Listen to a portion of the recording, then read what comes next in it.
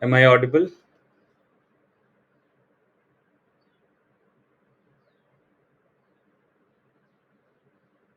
Am I audible?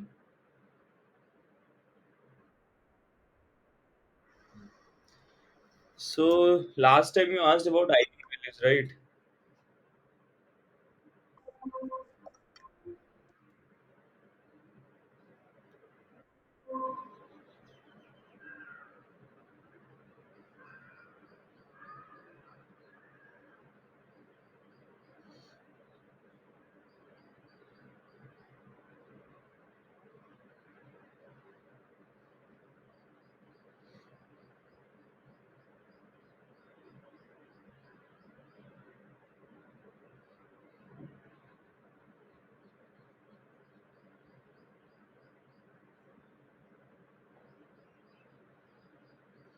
Uh, just a minute.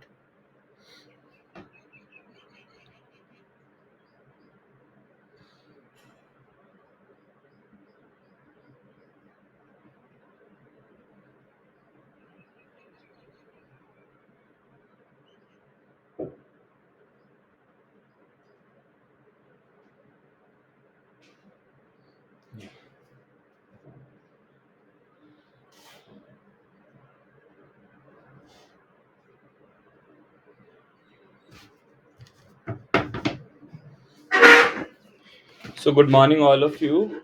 How are you all?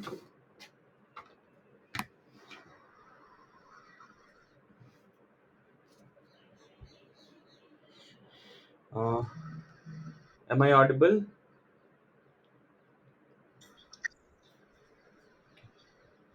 So someone asked me about the eigenvalues. So let us discuss the eigenvalue stuff.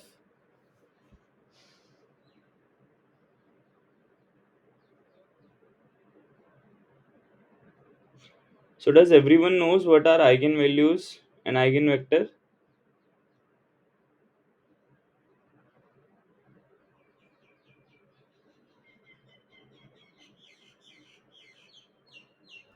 If I were to ask you, okay, let us start with a square matrix. Let A be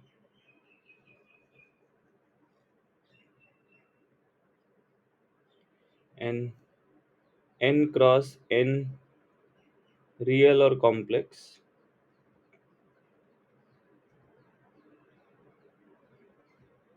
matrix. Then when do we say lambda is an eigenvalue? Lambda or then a real slash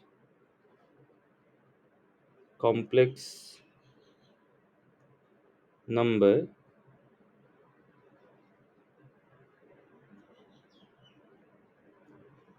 lambda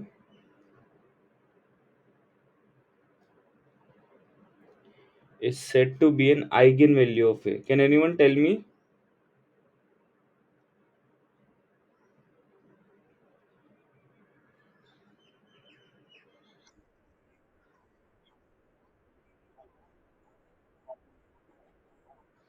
Okay.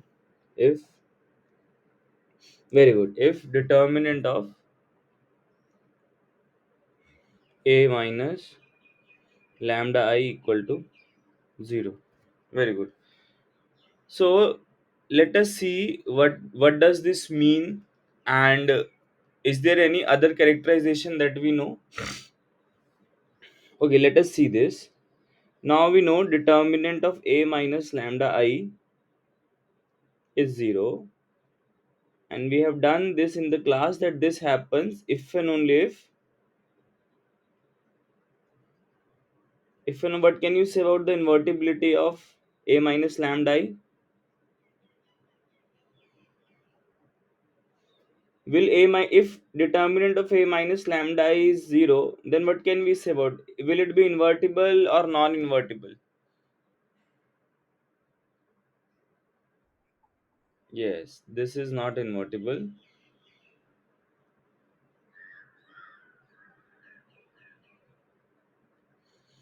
Then what does it mean? So invertibility basically means, will this matrix have something in its null space? You know null space?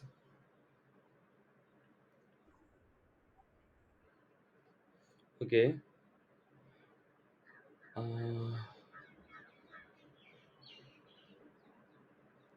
okay, null space you don't remember? Okay. Do you know linear map?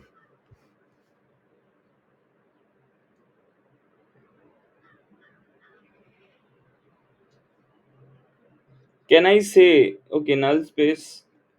Do you know kernel? Okay. Okay, so, okay, I'll write, but let me just say null space of, okay, then I will explain all these things. So just remember this thing, huh? This thing. Now you see, okay, let us,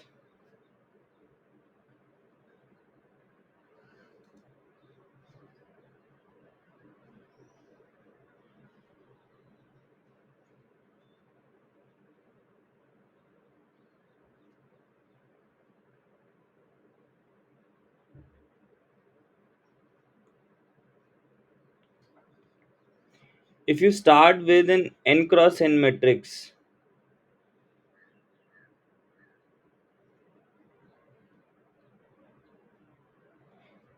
where entries are either complex or real number, okay?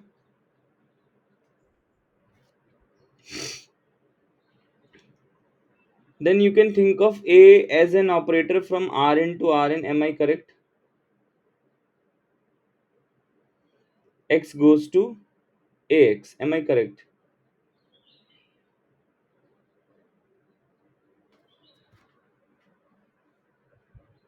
See, A is an n cross n matrix. You multiply it with an n cross 1 vector, you will get what? Ax, which n cross 1. So it is in Rn, so it will be in Rn. So this map is well defined, am I correct? Now, is this a linear map?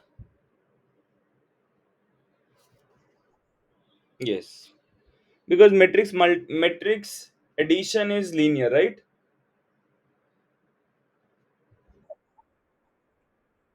No, you have to check for linearity. What do you have to check? That alpha x plus beta y, it should be equal to alpha times tax plus beta times tay. Correct? Now, what is LHS? It is just alpha a of alpha x plus beta y. How can you write it? You can write it as alpha times ax plus beta times ay. Am I correct? So, but this is actually equal to your RHS. So this map is linear.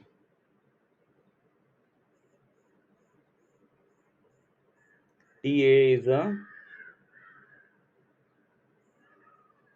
well defined linear map.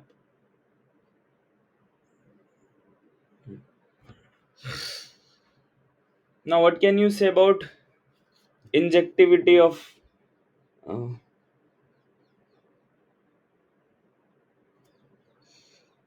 one oneness? Okay, it basically means injectivity. Am I correct?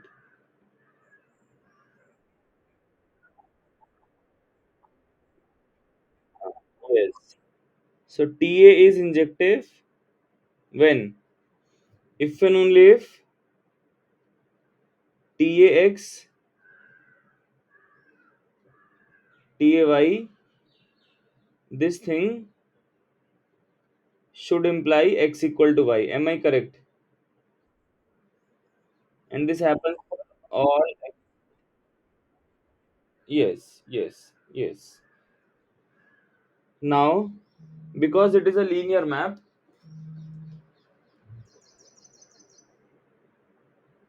Because it is a linear map, what can you say? Ta of x minus y is 0, right? Should imply x minus y is 0. Am I correct?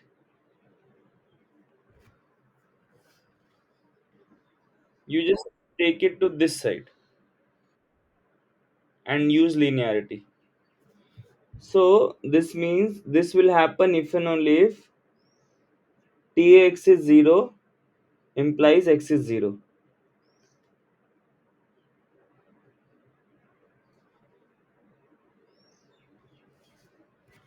right? Am I correct? Now what does it mean? That this set,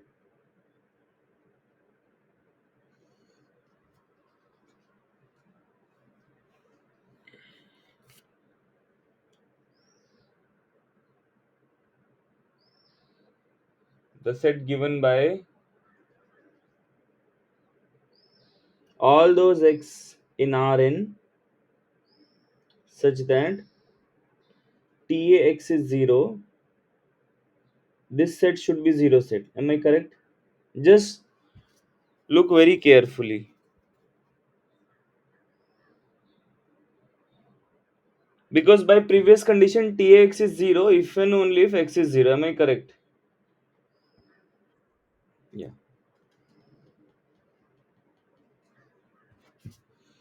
So this is called null space. Yes. Yes, yes. And this is precisely called the null space of any linear map. Okay? Null space of a linear map T from a vector space V to another vector space, let's say V only, or maybe W, is given by not null space, I would say kernel. Sorry, kernel is given by kernel T, which is all those x in V such that Tx is 0. Okay? Now something you can must remember, right?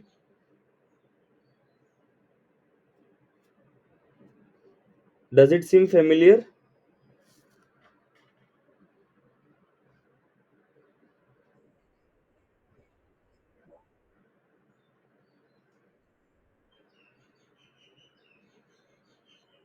Yes. Please ask. What is the issue? No, null space. Okay, some authors also use interchangeably null space. You can call it null space. But when it comes to linear map, we call it kernel. When it comes to matrices, we call it null space. Okay, they all are same basically. Any other confusion?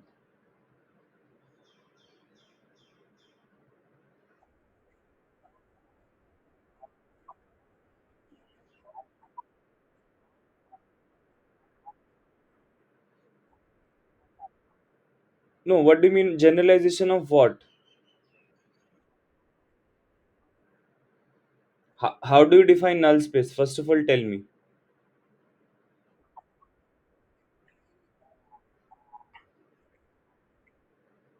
Okay. You are suppose you are given a matrix A, n cross n. Okay.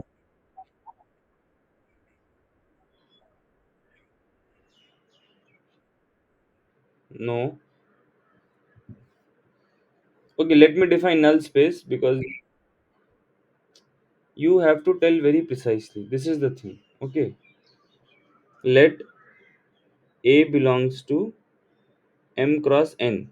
Now this is not a square matrix, okay?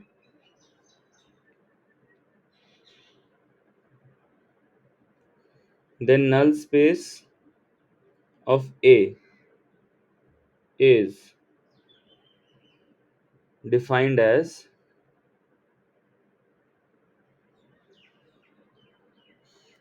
n of A, which means null space of A.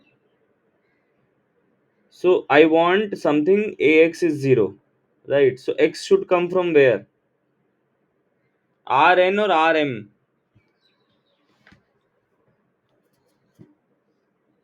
It should come from Rn or Rm. Tell me.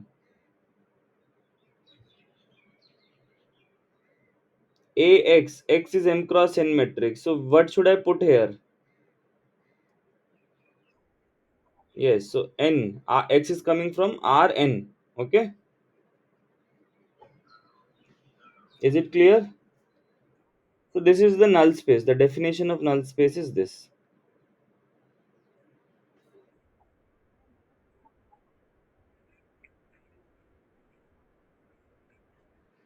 Yes.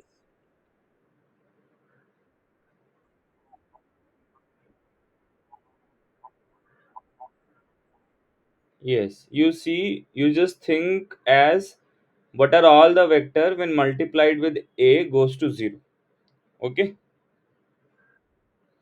So basically null space means all those vector that are killed by A.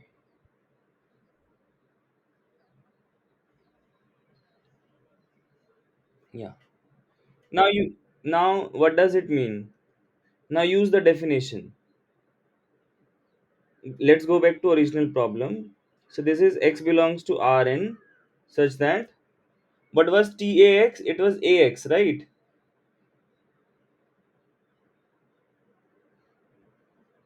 This was TX. You remember? X goes to AX. Yeah. Now what is this set precisely? This set is null space of A.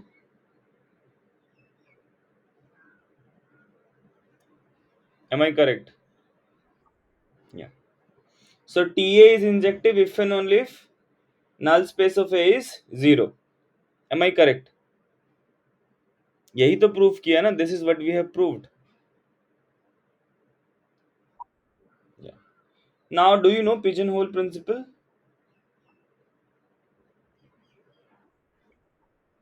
Pigeonhole.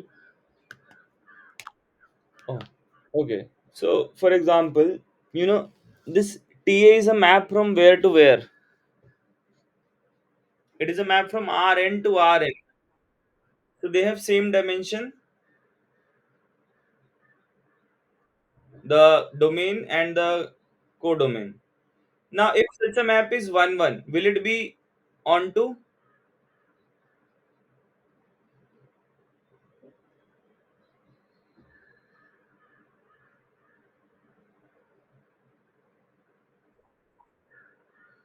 Think logically. Rn means there are, what does Rn mean? Rn has how many dimension? N, right? Which means it has, yes, yes. So basically it has some bases, n bases, n elements in the bases. Am I correct?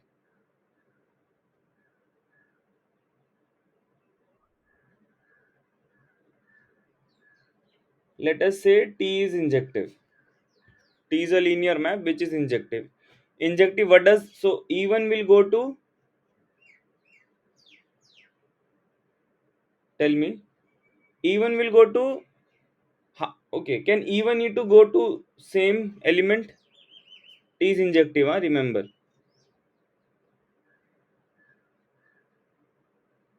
If T is injective, can E1 and E2 have same images? Huh? It is injective. What does 1 1 mean? 1 1 means one element will go to one element. Yes. So E1 will go to some element, let's say E1 only. Okay. We can jumble. Okay, let's say alpha 1. Again, E2 will go to another element, let's say alpha 2. And this will go to alpha n. Okay. This thing will happen, right?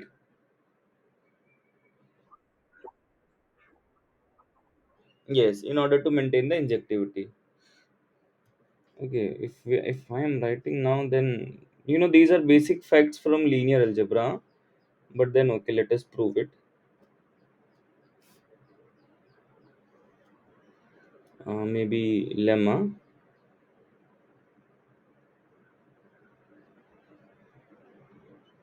Any injective linear map T from Rn to Rn is invertible. Invertibility basically means what? It will be injective as well as surjective. Am I correct? Invertibility of a map. When do we say a linear map is invertible?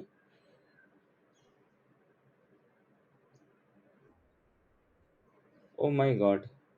I intended to start with giving a definition of eigenvalues and eigenvector, but then there you did not know what is invertibility and its consequences. So I came to explaining injectivity. There you did not know kernel in null space. To explain more precisely that I am using this lemma, and now you don't know invertibility. I am just thinking, where will I have to stop?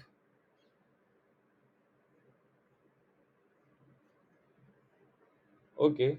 Invertibility. Yes.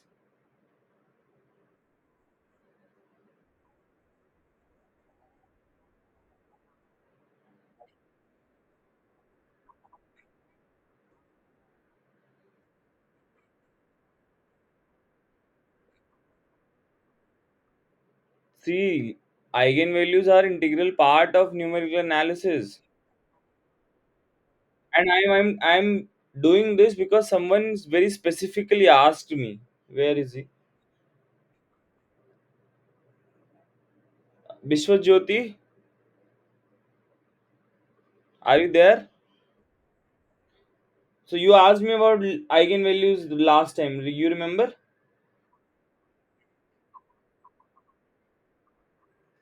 So when I am explaining, then why are you not saying yes or no? Because this is precisely because of you I'm going into depth so as to make you comfortable with this notion of eigenvalues and eigenvector.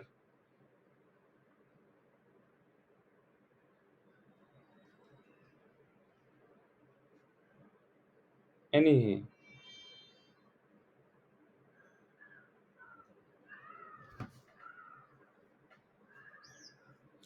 so invertibility basically means injectivity plus surjectivity. Surjective,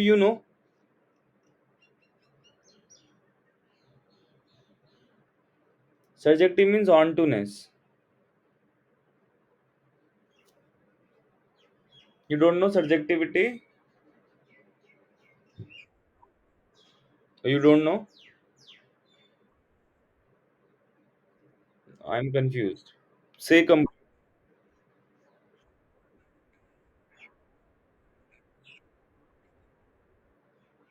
Mm. Yes. Let's say there is a map from V to W.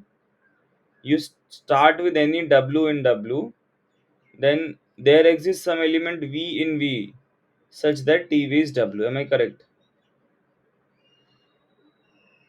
Basically, if you start with any arbitrary W, you can find one V here such that V is mapped to W. This is surjective.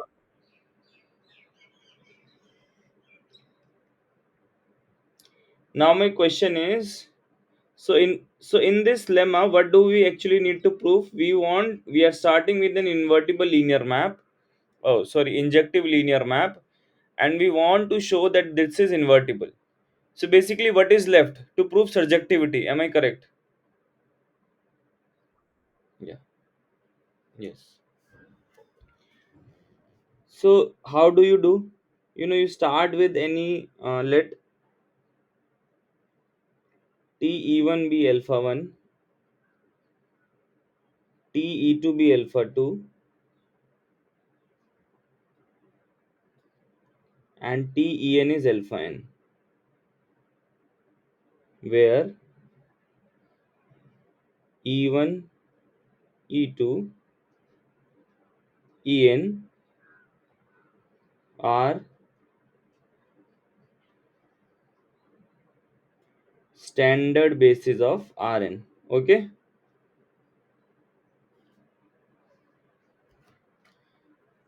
Now my claim is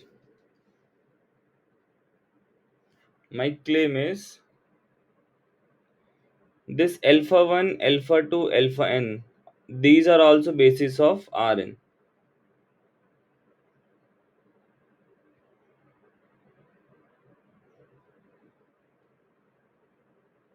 How do you prove it? So this Rn has dimension n. Am I correct? And these are how many vectors? Alpha 1, alpha 2, alpha n. These are how many vectors? N. So if I want to show that these are bases, I have to show two things: linear independent and span. Correct? But these are n only. So if I show any n dimensional vectors, any n dimensional set which is linearly independent will form a basis of Rn. Am I correct? Okay. So you start with any linear combination C1 alpha 1, C2 alpha 2 plus Cn alpha n to be 0, where this Cj's, they are scalars. Now what happens when you apply T both side? It will be Tc alpha 1, correct?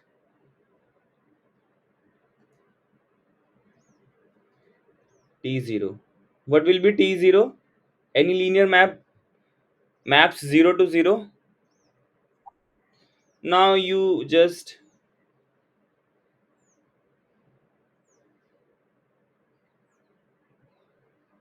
yeah,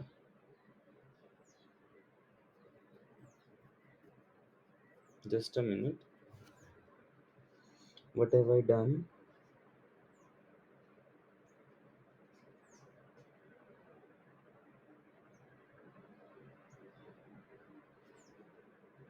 Oh.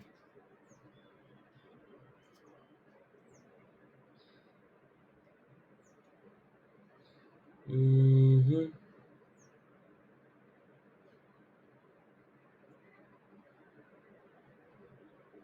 Oh, sorry. This should go reverse. Hmm. Wait. Now, what is alpha 1? Sorry. Alpha 1 is T of E1, alpha 2 is T of E2, and alpha n is T of En. Am I correct? Now, can you write it as T of C1 E1 plus C2 E2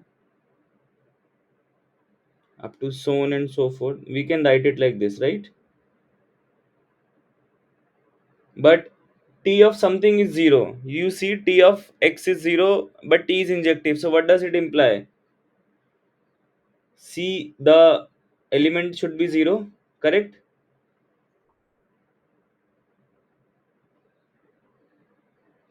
Why? Because T is injective. This step is where we have used T is injective.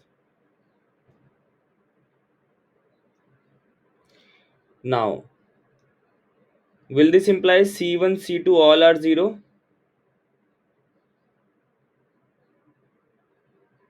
Because E1, E2, En, they are bases, right? They cannot be 0 unless the linear combination is 0.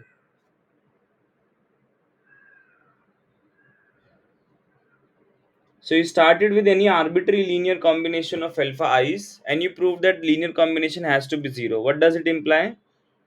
Therefore, alpha 1, alpha 2, alpha n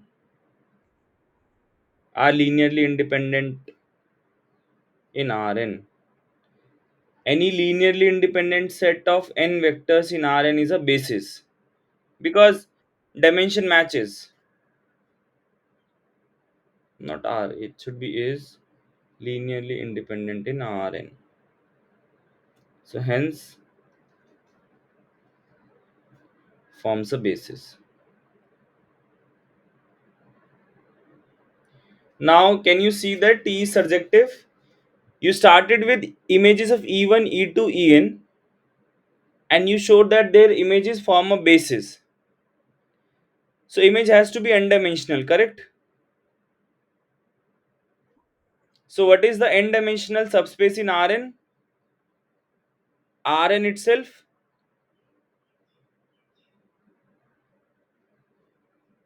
What is the n-dimensional subspace in Rn?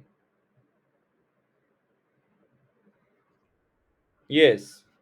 So this proves that any injective linear map is invertible. Now let's come to the point. Why we are doing all this? So this map, we proved that this is injective if and only if null space is zero. This TA map, am I correct? Now by next lemma we have proved that injectivity also means invertibility and vice versa. So can I say, putting all to putting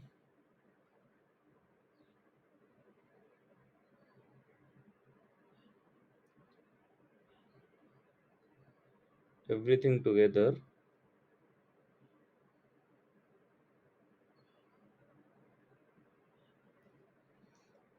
TA is invertible when will you say this map is invertible? If and only if and only if TA is injective, am I correct?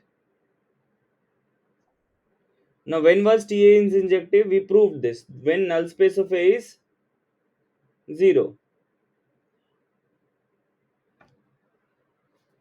But what was TA? TA was this map. Correct? Yes.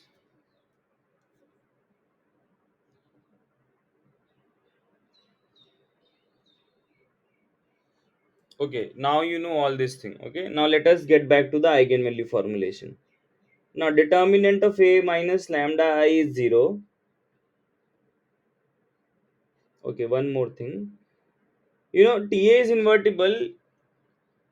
This will, because this is just the map A, so this will happen if and only if A is invertible. Can you see this clearly?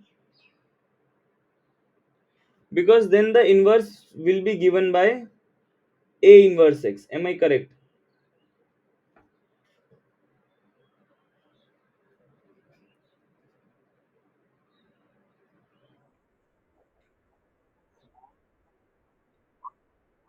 Yes, वही तो मैं कह रहा हूँ. You know exactly. But this mapping is defined by A, right? Now let's say A is invertible. A is invertible means A inverse exists. So what can you define? So let us say this is the inverse of TA inverse. TA. So you can just define it A inverse X, and you can check TA of TA inverse of X. It will be by definition TA of A inverse X, correct? And then it will be A inverse X, which will be identity. Oh, which will be X. So this is invertible, right? So TA is invertible and the other way also holds. So TA is invertible if and only if null space is 0. Now, why I did this? Because you did not know about matrices. So basically, if you know directly, you can always, directly think of it as any A belonging to a square matrix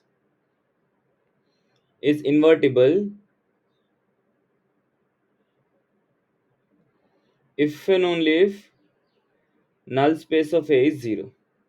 Okay. Now, do you believe this now? Okay. Now, what is that condition in the determinant A? When determinant of A minus lambda I is 0, what does it mean? That A minus lambda I is not invertible. Now, use above result. What can you say about null space of A minus lambda I?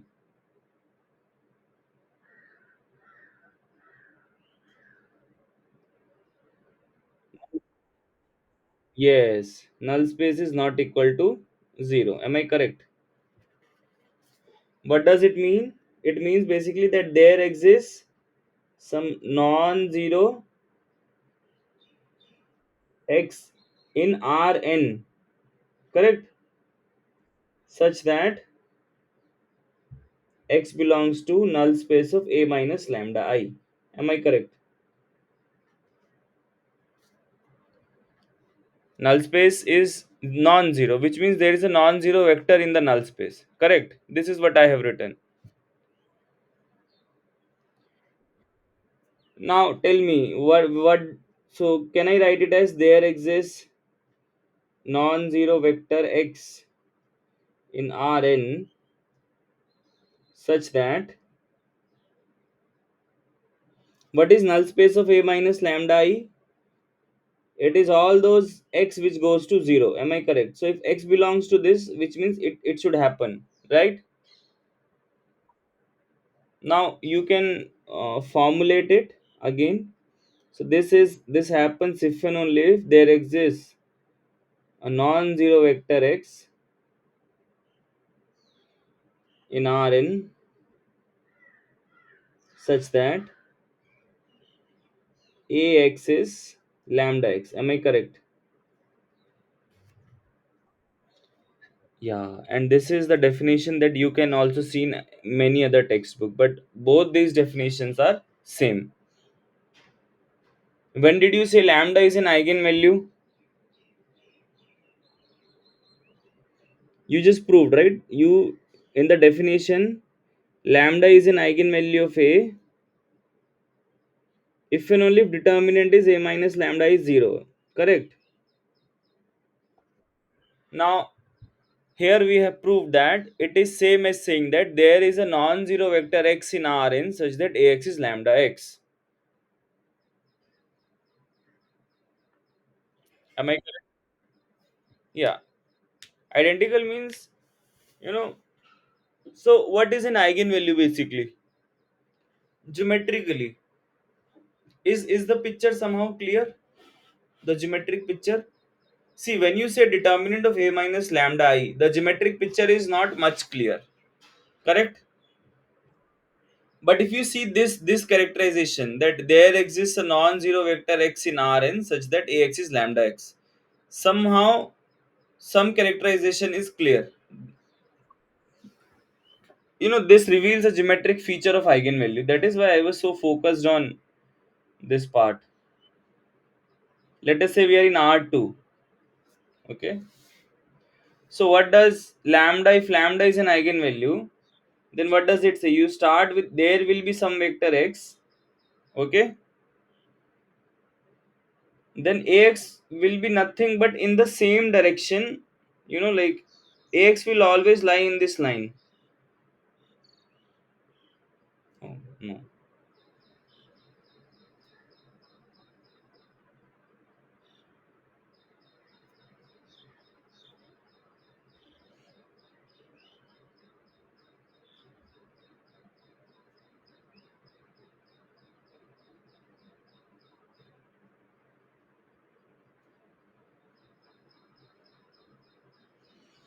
So lambda x will be on this line. Am I correct? You are just multiplying it with a scalar.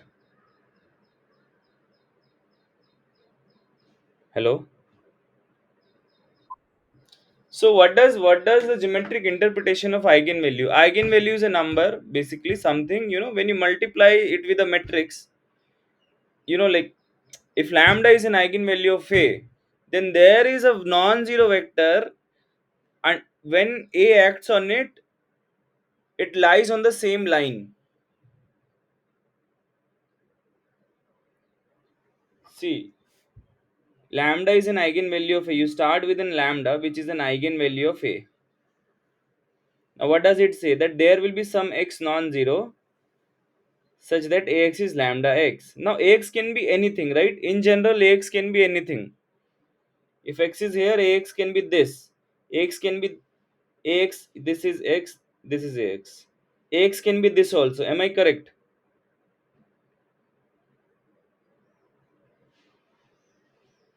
Hello? But what does eigenvalue say? eigenvalues say that there will be at least one vector such that ax and x, they are collinear points. Collinear, right? That lie on the same line.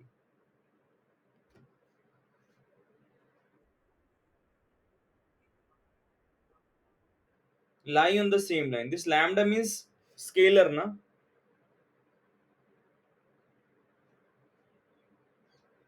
What does lambda x do? X is some vector, lambda will stretch it or shrink it.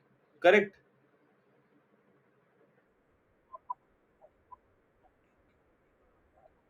Yes. So it will either shrink the vector or it will stretch the vector. For example, if it is 2x, then it will make the vector length by 2. If this is x, then 2x will be this. Correct?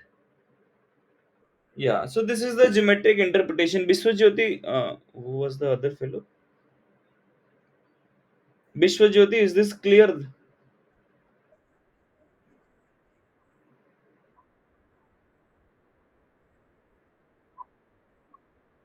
No, AX is a vector. It is not a system of equation. You see, A was an n cross n matrix. X was an n cross 1 vector. So what will be X? Yes, Ax and X. They are, so it is in Rn, right? And it is also in Rn. So we can compare two vector. Compare in the sense whether they are in the same direction or not.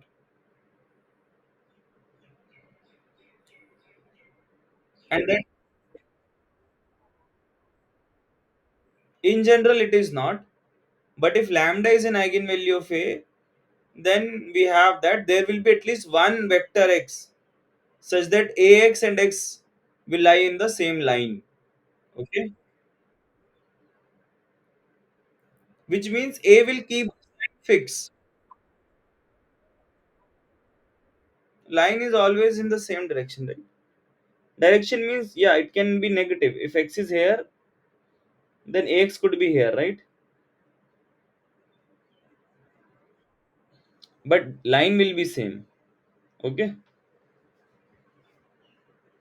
I mean, if X can be minus X, X can be 2X, X can be minus 5X, but they are on same line, right?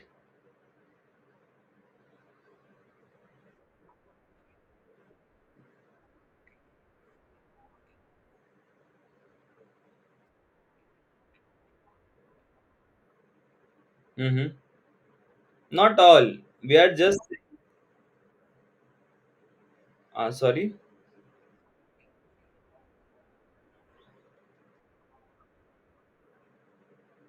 Yes, because you see Ax equal to lambda x will always satisfy by 0. Am I correct? A0 is lambda times 0. So that is why it passes through origin.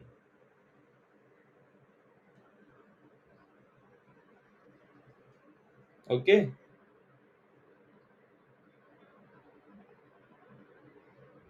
So we did all this work because you just knew this definition. Determinant of A minus lambda is 0, which is good enough, which is a good enough definition to come to start with. But then we have something more, which sometime, many a times, people take for granted.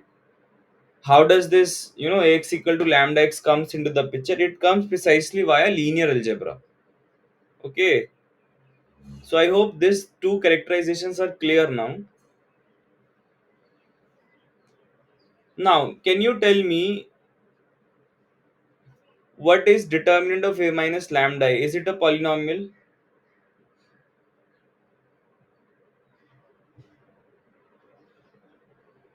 Is it a polynomial determinant of A minus lambda I?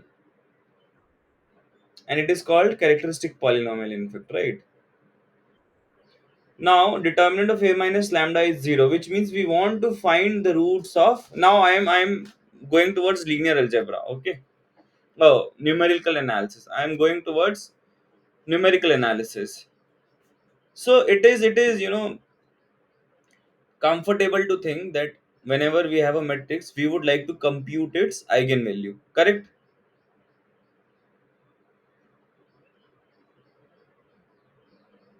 One big problem that comes, why do we study numerical analysis? Do you know basics? Like what was the starting point for the need of studying numerical analysis?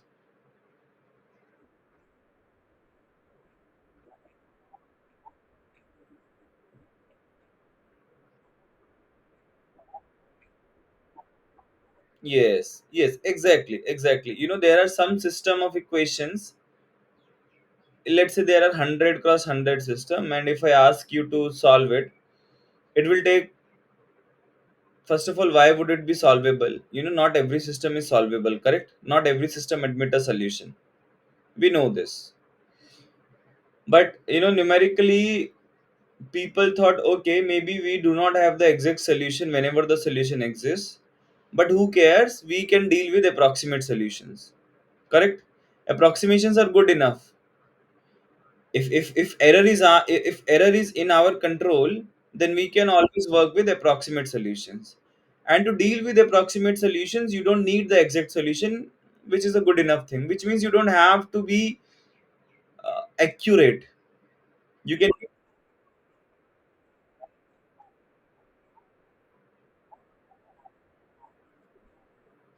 Exactly, and this is where the error part comes into the picture, correct? When you are saying as we wish, what does it mean? Whatever error I want up until a certain range, I can produce an approximate solution. Yes, exactly. And one such big problem theoretically is finding of eigenvalues of a matrix. Now, when we say finding of eigenvalue of a matrix, it is same as solving a polynomial. Is same as finding roots of polynomial equation. Am I correct? Now, can you recall any method where we find roots of polynomial equation, or where we find roots of any function for that matter? No. For example, you can always start with bisection method. Am I correct? You can always go with Newton-Raphson method. Am I correct?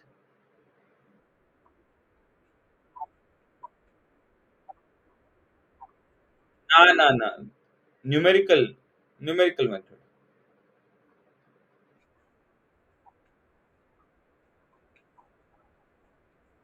Secant method, right?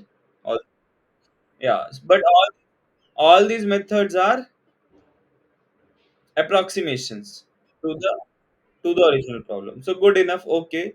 Now we know if we want to find an eigenvalue of a matrix, we will consider the corresponding characteristic polynomial, and then we can apply either of these methods which you just mentioned, and we'll be in good hands. Correct? Okay. Now my question is, do you know any theorem? Do you know Ghais-Gorin circle theorem?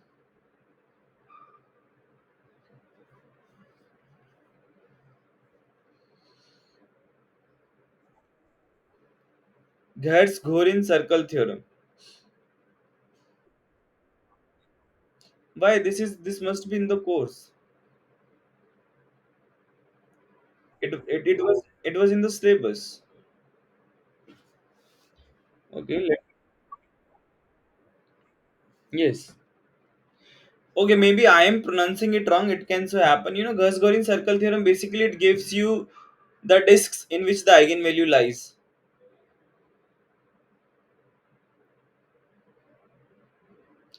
Uh,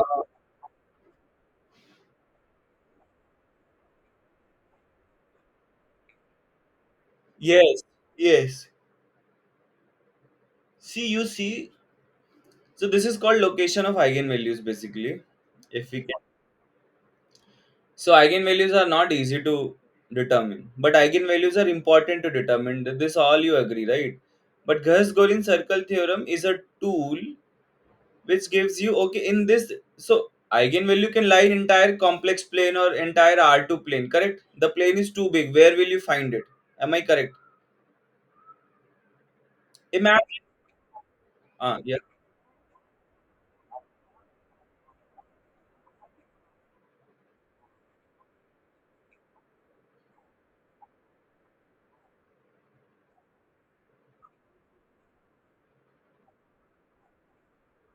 because you see, it is very useful in physical phenomenon. There are many a times in cases where you start with a matrix and you have to find eigenvalues to proceed further. If you have done any reasonable linear algebra course, you might know spectral theorem and all those things where eigenvalues characterizes so many things in the picture. Eigenvalues are really really important. For example, you know, a is invertible if and only if a has no zero eigenvalue. Even the invertibility of matrix can be characterized by eigenvalue. I will say A is invertible if and only if 0 is not an eigenvalue of A. Yes, yes, exactly, exactly, exactly. And why we are studying this? If course wise we think, then there are topics, where you have to find the eigenvalues. Okay. For example, I just mentioned this Gauss-Gorin circle theorem. It is a very famous theorem, and Gauss-Gorin circle theorem deals with precisely finding the eigenvalues. And what about power method? You have done this power methods and all.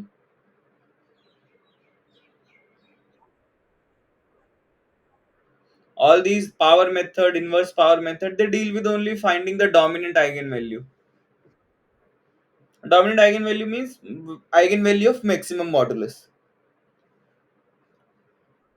Yeah, so don't be stumbled, or don't feel surprised when I say, like, we have to learn how to find eigenvalues. All these are integral part of numerical analysis.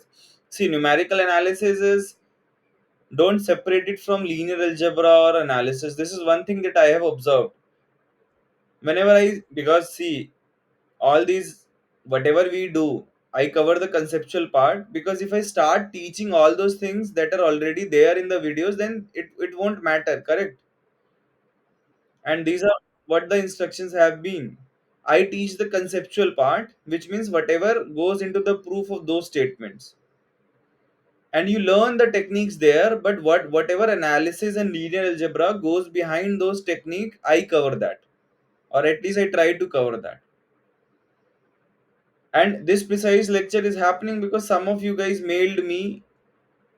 I don't know, like, those other two fellows have not attended the lecture, but then they constantly buzzed me up. They constantly mailed me because they wanted to learn linear algebra. They wanted to learn this eigenvalue thing. So thinking that why do we compute eigenvalue? While it is a good question, but then you also have to realize that this is an integral part of any kind of physics. I am not saying numerical analysis, linear algebra. I am saying whenever you are trying to applying your maths in the real life, you have to compute the eigenvalue. Even all of your Google searching and all these things, it works on eigenvalue system. Do you know this?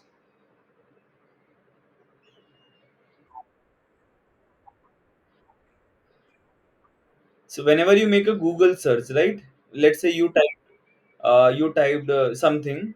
Let's say you typed Delhi, for example. Then Google will give you some 15 searches on a page, right? And it will give you in some fraction of second or so. And those 10 searches will be the most viewed searches.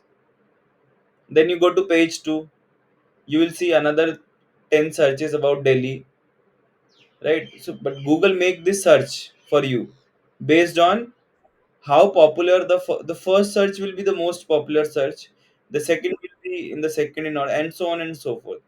But how does it do? What maths goes behind it? It's a computer, right? It cannot do anything on its own. We must have fed some program to it, correct?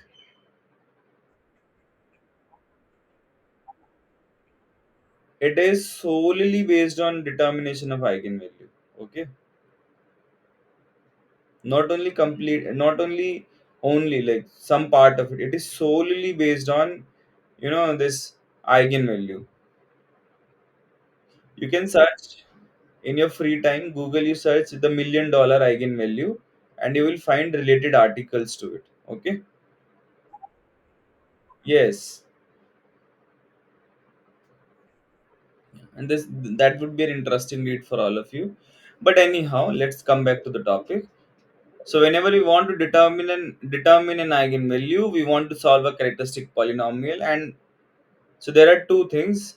Either we apply Hesgorian or power method to compute the dominant eigenvalues, or we can go for solving characteristic polynomial. And these are the techniques that are applied simultaneously in numerical analysis in real life who want to compute the eigenvalues. So eigenvalues are integral part. You please learn how to compute the eigenvalues, but you cannot learn numerical analysis part of eigenvalue unless and until you are clear with what are eigenvalues.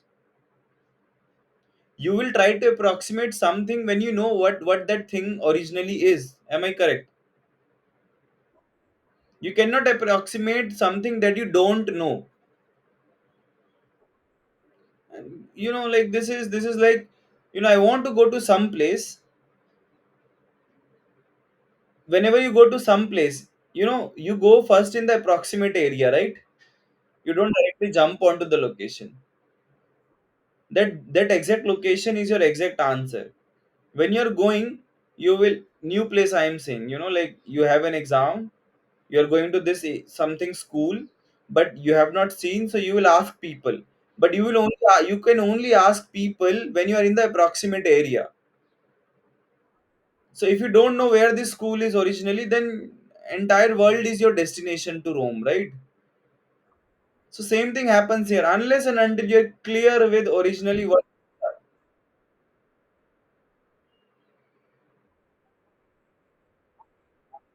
Yes, yes, exactly. And this is already has been done. Linear algebra, you must have taught, correct? You must have learned linear algebra at your undergrad or grad level. The numerical analysis is just an extension of linear algebra involved with analysis technique, nothing else. And it is very interesting if you look at the conceptual part. See, teaching conceptual part is very tiresome. Teaching numerical analysis part is also tiresome, but it is fun because you try with, oh, I will start with this solution, maybe I will win the neighborhood, what will be the error. All these are fun things, but then you will only be able to enjoy those things only when you're strong with your conceptual part. Okay, so maybe we finish today's lecture here. Okay, I think morning time is more comfortable for all of you. Am I correct? Morning time is more comfortable for all of you. I think so.